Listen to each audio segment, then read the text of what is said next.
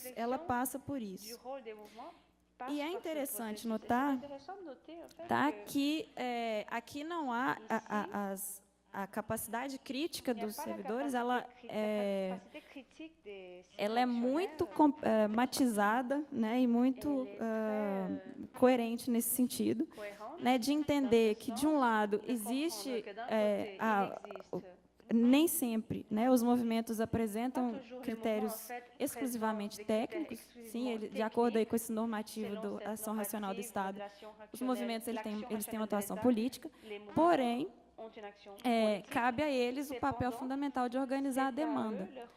Né? Então, quando os servidores vão avaliar essa atuação, essa relação com os movimentos, eles vão, por um lado, olhar o papel que eles têm de organizar, né, face à deficiência do Estado, e, por outro, né, ver até que ponto se justifica ou não, né, uma atuação política, considerando a política aqui como a partir de uma lógica negativa.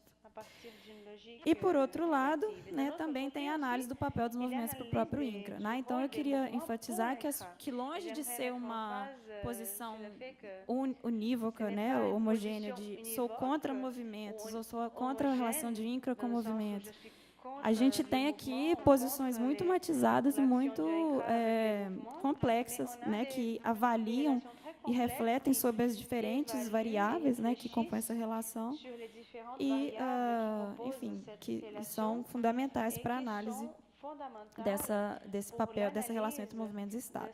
Então, é isso. Concluo aqui. A gente debate mais.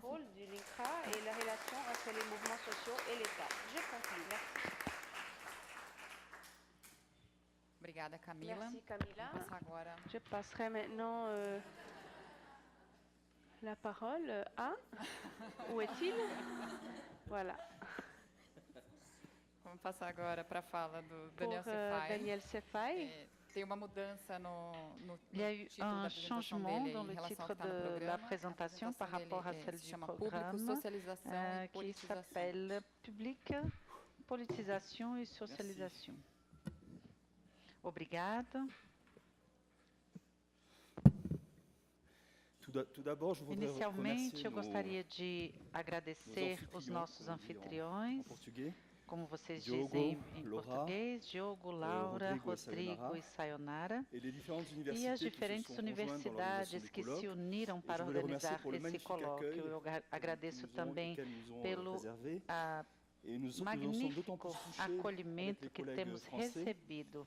Nós estamos muito tocados, eu, meus colegas franceses, e nós temos consciência dos tempos sombrios que vocês têm enfrentado e que aí eu faço alusão a Hannah Arendt, e vemos que o Brasil atravessa uma situação muito cruel, mas eu acho que, apesar de tudo isso, faz tempo que eu participei de uma conferência tão bem organizada como essa.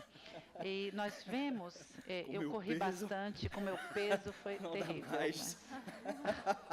Não dá mais. Então, vemos a riqueza das intervenções teóricas e empíricas também. Vemos a inspiração da sociologia pragmática e da filosofia pragmatista. É importante diferenciar pragmatista de pragmática. E é importante saber que, apesar do canibalismo cultural que tem acontecido, essa antropofagia intelectual, no caso, to be or not to be, that is the question, não é isso? Eu vejo que algo novo tem nascido com relação à recepção, à tradução e à aplicação de todas essas temáticas. Uma vez mais, obrigada pela acolhida e pela macunaímação, uma palavra que nós inventamos hoje de manhã na van. E uma outra observação que eu gostaria de trazer é sobre ontem e os esclarecimentos. Eu não quis ir contra as propostas de Diogo, uma vez que eu tenho muita estima e amizade por ele. Eu tampouco quero ir contra o livro que vai sair em breve, Pragmatismo e Crítica, mas eu queria fazer alguns comentários entre essa diferença sobre pragmático e pragmatismo. Ela me falou, a Sayonara me pediu para que explicasse melhor a vocês hoje. Nós todos temos interesse pelo pragmatismo e também temos relações pragmatistas. Todos os franceses temos a relação, portanto, não existe condenação alguma a ditos termos. Agora, existe uma corrente que chamada de pragmática, que teve publicações como a Économie de la Grandeur, de 87, e depois se tornou uma obra que se chama De la Justification, em 91. E foi um momento muito importante para a França, e France e Nicolas vieram desse movimento. Então, isso é uma coisa. Em paralelo ao que eu disse ontem, houve muitas outras experiências, estudos e experimentos que são oriundos da etnometodologia, análise conversacional, o interacionismo, o STS, que também foi muito importante, a ação situada, a cognição distribuída, a ecologia das situações, a economia das convenções, crítica das estatísticas, antropologia, experiências religiosas, tudo isso para trazer uma ideia a vocês da grande riqueza do que aconteceu nos anos 80 e 90 também. Portanto, é importante saber que não se pode reduzir tudo a essa questão pragmática. E aí, nesse sentido, eu convido vocês a conhecer de perto a multiplicidade e a riqueza do que foi feito na época. E isso se tornou um meio muito plural. Não acreditem que todos estão aqui de acordo. Não, nós, franceses que aqui estamos, temos as nossas perspectivas próprias, nossos autores, a nossa forma de escrever, nosso estilo. Então, não podemos nos colocar todos numa mesma caixinha. Vemos a mesma coisa com os brasileiros, que têm a sua singularidade, seus problemas, seus métodos, objetos que não podem ser todos colocados numa mesma etiqueta, ok? Eu escutei bem, Diogo, o que você colocou ontem e estou de acordo, mas acredito que não podemos reduzir demais as coisas. Temos, portanto, também o pragmatismo dos Estados Unidos no século XIX e XX. Temos James Adams para aqueles que trabalham mais na esfera do social. Temos para os que trabalham com a teoria da organização outros autores importantes. Portanto, há vários pragmatismos e a recepção do pragmatismo na França também é extremamente plural. Então, é um pluralismo sobre pluralismo sobre pluralismo. Portanto, existe uma grande pluralidade de perspectivas que estão vinculadas às problemáticas públicas, e vocês têm autores específicos para isso. E para Francis, as primeiras ocorrências do pragmatismo, no seu caso, mostra-se a partir de textos onde você retoma a reflexão sobre a retomada da expertise, você vai encontrar junto a esses autores suas referências. Isso trabalha também com a fenomenologia, e nós vemos para Alexandra e Joseph a introdução de Mead e Davy, através da tradução de textos de Anselmo Strauss, e também existe, portanto, toda uma contribuição a essas histórias. Existe também trabalhos de cotradução de textos de Strauss, que era alguém interacionista e um dos mais pragmatistas. Também existe a leitura de Deleuze sobre James, que também trouxe coisas muito importantes. se temos Latour, etc. Ou seja, isso tudo evidencia pragmatismos. Não existe um pragmatismo só. E para nós, franceses, esse pragmatismo não é a filosofia pragmatista, ok? Então, eu queria repetir que não é uma forma de ir contra esse movimento coletivo a partir desse livro que já saiu ou vai sair, eu não sei, mas que da mesma forma é interessante termos a consciência de que existe muita interação entre nós, existe amizades, inimizades, um âmbito familiar às vezes nem tanto, ok? E acredito que as coisas não são simples e as ideias, finalmente, elas têm o potencial de serem colocadas à prova, e o que é importante nas ideias é o que elas nos permitem fazer com elas, ou seja, sempre nos leva a pensar nas consequências a partir das práticas estabelecidas, e muitas vezes ela traz coisas que nós nem pensávamos existir anteriormente. Isso reforça as nossas capacidades, e a mesma coisa acontece aqui. Nós viemos aqui escutar o que vocês estão fazendo, então isso enriquece as nossas experiências, ou seja, não existe um esforço unilateral, é de fato uma troca que se estabelece, e essa transferência transnacional de ideias nos permite melhorar a nossa compreensão, a nossa forma de pensar, nossa forma de agir. E é importante partir dessa premissa, porque se sairmos pensando, não, meu pragmatismo é assim, etc., nós vamos continuar muito rígidos e vamos ficar procurando o fio da meada sem realmente conseguir chegar a lugar algum. É importante pensar dessa forma positivista, e o mais importante é o que nós podemos fazer com tudo que estamos aqui aprendendo. E esse é o meu preâmbulo, acabei perdendo 5 a 10 minutos do meu tempo, mas tudo bem, vamos em frente. O que eu gostaria de retomar um pouco o texto que foi traduzido para o português pela Luana e que foi também trabalhado pelo Diogo, obrigado pelo trabalho de tradução, e fazer um recorte sobre a tradição sociológica de Chicago e a filosofia pragmatista, que é um ponto que tem algumas similaridades com o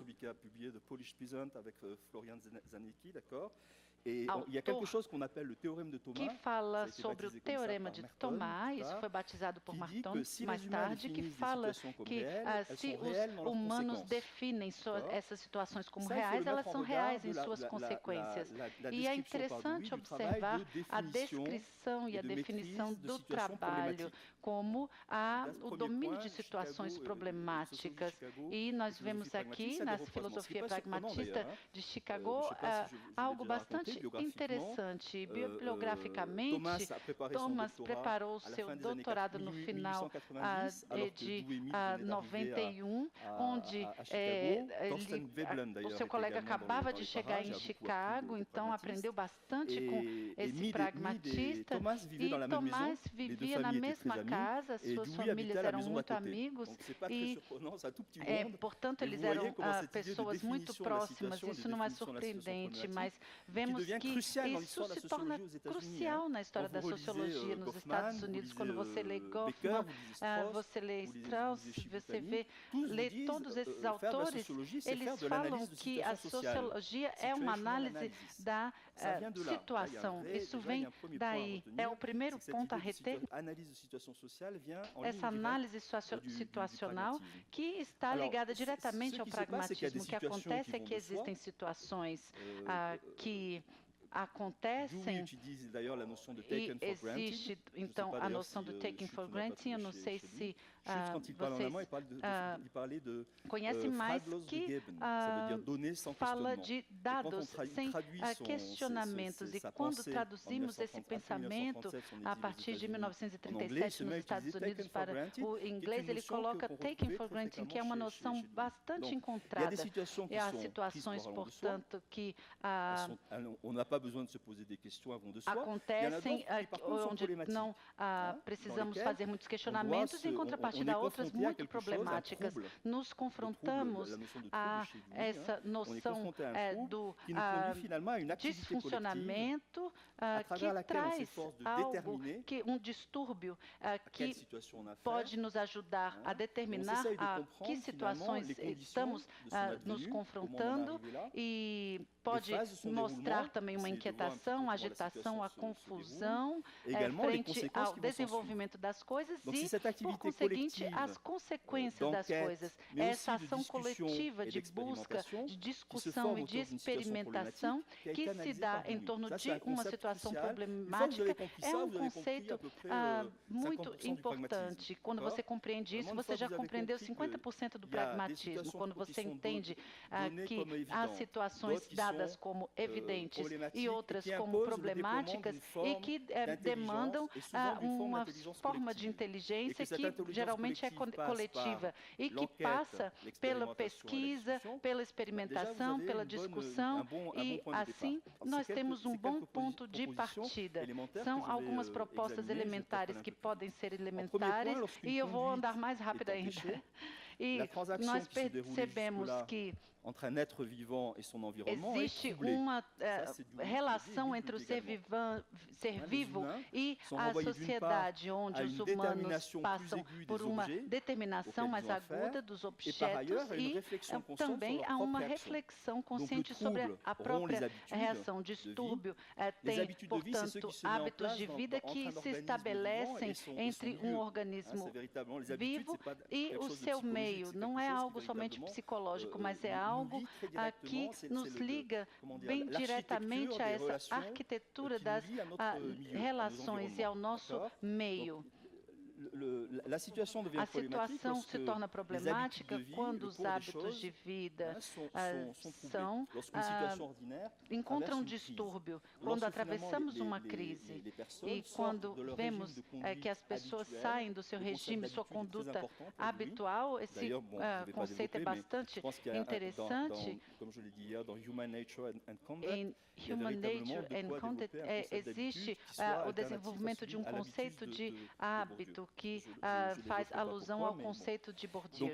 Então, sai desse regime de conduta habitual e se torna uma atitude reflexiva, que busca fazer um rastreamento dos elementos para que assim possa problematizá-los e também busca, frente a esse distúrbio, fazer uma análise da significação dos seus atos. Ele discuta, raciocina, se inquieta, ele conversa em alta voz, se informa e, se vão um pouco mais longe, eles trazem advertências e, portanto, essa situação se converte num problema. Esse distúrbio inicialmente se configura através de processos de conversa e você encontra isso nas relações face a face, nas experiências imediatas, onde tomamos consciência.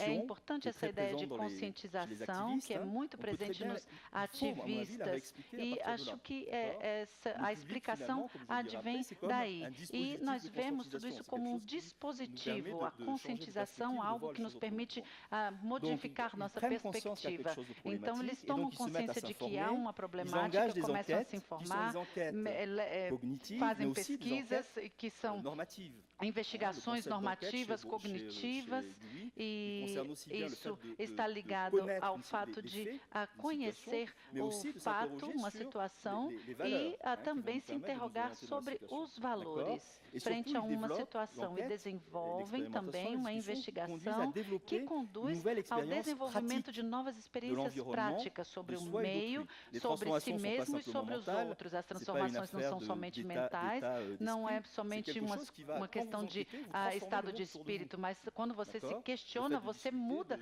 o meio ao seu redor. O fato de discutir, de sair testando hipóteses, de formular novas ideias, isso é algo que transforma o seu meio. Isso é muito importante, é uma concepção ecológica da experiência que se inscreve num meio e que não pode ser simplesmente pensada em termos psíquicos ou de interiorização. E como sociólogo, o que me interessa, e quando nós falamos da insanidade, ou Tomás que fala da carreira dos migrantes, ou Huysmans fala das relações de trabalho, eles fazem uma reflexão sobre essa questão da ecologia. E é importante determinar esse distúrbio que vai pouco a pouco se configurando, se individualizando, assumindo a figura de um problema. Ele passa, claro, por crises práticas, normativas, cognitivas, ganha um significado geral e se reenquadra a partir de novas ideias que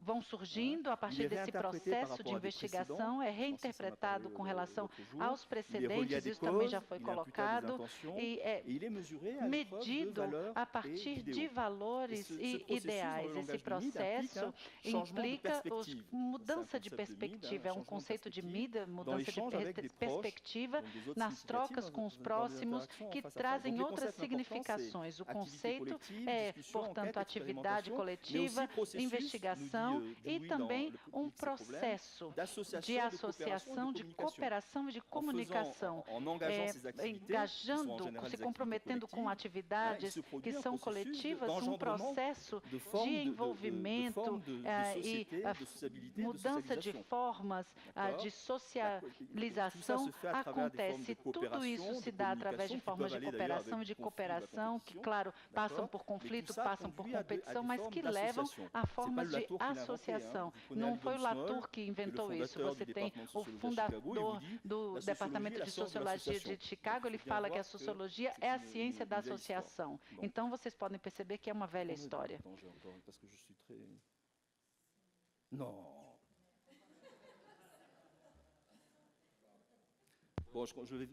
Bem, eu vou mais rápido ainda. A atividade coletiva permite a transformação do meio, se auto-organiza, descobre valores que a guiam, projeta objetivos, e essa é a reflexão de Duis, que é desejável, e organiza meios para alcançar seus objetivos. Tudo isso é um processo prático, há uma crítica de representação que está ligada ao pragmatismo e que tem sido estudada na França. Essa experiência coletiva se torna pública, ou seja, os participantes passam por um processo de publicização e isso trabalha com conhecimentos e conhecidos, ok?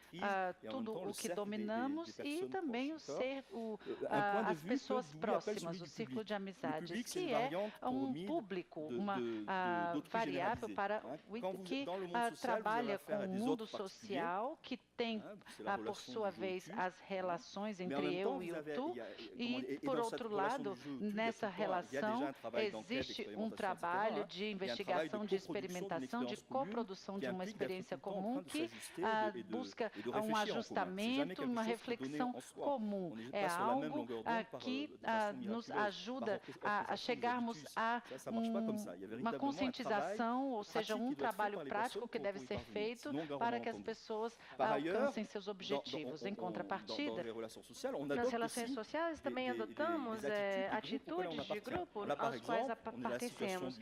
Temos a situação da conferência, eu estou falando às pessoas que me conhecem aqui como Daniel, professor, e eu falo também como professor, como um francês e como um orador que se interessa ao auditório. Vocês se engajam na situação social como ouvintes, e é porque nós criamos essa situação, uma reserva de conhecimentos típicos de uma conferência que nós conseguimos nos coordenar. O público, finalmente, é uma forma do outro generalizado. Tomando um exemplo prático, o trabalho social, trabalhei com pessoas, moradores de rua, por exemplo, poderíamos ter uma reação à primeira pessoa, onde você está confrontado com uma pessoa, um morador de rua, e você sente indignação, desgosto, compaixão, e você, como a Alexandra descreveu outro dia, também você pode igualmente se engajar numa enquete, na segunda pessoa, e você vai tentar se colocar no lugar daquela pessoa, discutir com ela, tentar entender sua história e tentar encontrar soluções adaptadas a essa pessoa. Mas você também pode ter uma conduta do ponto de vista do nós, de um outro generalizado, e nesse caso você vai ver esse sem-abrigo, esse mendigo, como vamos repensá-lo através da massa de enquete, de pesquisas de controvérsias políticas, de experimentação feita pelas ONGs, ação pública, e, enfim. E você vai ver esse mendigo como um problema público. E se você se engaja numa ação diante dele, eu fazia parte de uma ONG chamada SAMU Social, você se envolve numa ação que você não escolhe. É a ação da organização que vai comandar o que você vai fazer. Então, se você se inscreve numa arena pública que te conduz a adotar esse ponto de vista do outro generalizado, e o que Dewey diz é que a constituição de um problema público não diz respeito somente a pessoas que são diretamente afetadas, do ponto de vista particular, mas também envolve pessoas que se constituem como membros de uma comunidade de cidadãos envolvidos e uma comunidade de humanos ou seres vivos. Então, constitui um público, não se submete a algo imediato, a um dano imediato, mas compartilha uma consciência pública de um problema e vão perceber o que acontece em situações sociais devido a essa consciência pública, testando essa consciência pública. O que poderíamos dizer nesse processo de publicização? As pessoas, as organizações, instituições vão se associar, cooperar e comunicar para poder pesquisar e experimentar e discutir para ver qual é o problema, e fazendo isso, elas vão formar um público. Esse problema se torna público quando ele envolve concepções de bem e mal público. É uma coisa que nós insistimos um pouco, eu e Alexandra, outro dia, pois o processo de publicização acompanha operações de avaliação. E por isso a importância da avaliação de Dewey, do Serial Evaluation. E encontrar SDS, mas existem avaliações imediatas, refletidas, e existem também essas avaliações imediatas, essas valorações imediatas, que ela seja angustiante, chocante, injusta, ela vai passar por um trabalho de reflexão e de pesquisa. Você vai fazer operações de valoração imediata e julgamento de valores. Você vai também articular o discurso, que é uma pretensão de validade pública. Então, vocês vão registrar essa argumentação, que isso deve passar o teste da recepção pelos outros. Então, esse é um primeiro ponto. Quando vocês são confrontados a esses problemas, esse problema pode ser, por exemplo, como diz Dewey, a confrontação de uma perturbação que vai contra a moralidade costumeira, que eles chamam de customary morality. E a partir daí, estamos sempre confrontados a esse tipo de perturbação que vem ao encontro da moralidade. E nesse caso, o que fazemos geralmente? Quando o problema público já está em institucionalidade, chamamos peritos, especialistas, ou agentes especializados, institucionais ou confessionais, que vão definir, codificar, administrar, regular e resolver o problema. Psiquiatras, médicos, podem ser exorcistas em algum caso, pode ser pai de santo também, pode ser ONG, policiais, juízes, que vão ser chamados para resolver o problema. Então tem toda uma área de pesquisa que é chamada de micropolítica da perturbação, que vai no mesmo sentido que Nicolai e Janina deram ao termo, que foi trabalhado por Robert Emerson nos Estados Unidos, e trabalharam muito a partir daí. Às vezes, não temos a solução pronta, e aí é que ocorre um processo de publicização que acontece, e uma série de sentimentos morais. Outro dia, a Alessandra falou muito bem da riqueza desses sentimentos morais que acontecem dentro da gente, como cidadãos, e Dewey diz que quando nos envolvemos no trabalho de publicização, ocorre um refinamento, uma reflexão e transformação dos nossos sentimentos morais que devem ser mediatizados por normas de utilidade pública ou de felicidade universal. Então, de uma certa maneira, ele volta a Smith e a Hume, de um ponto de vista comum, de espectador imparcial, mas sem esse trabalho de publicização, pode ser aquele da razão pública ou da ciência, ou seja, é preciso elaborar argumentos, avançando proposições de conhecimento que utilizam normas de imparcialidade e, ao mesmo tempo, usando julgamentos de valor que vão estar submissos a certas normativas. Então, é uma dimensão de moralidade, de ética, que é preciso considerar para articulá-la com a questão do público. Uma vez que esse público está engajado, isso é mais conhecido através de operações, testemunhos, observações, enquetes, observações sobre os fatos e sobre as normas.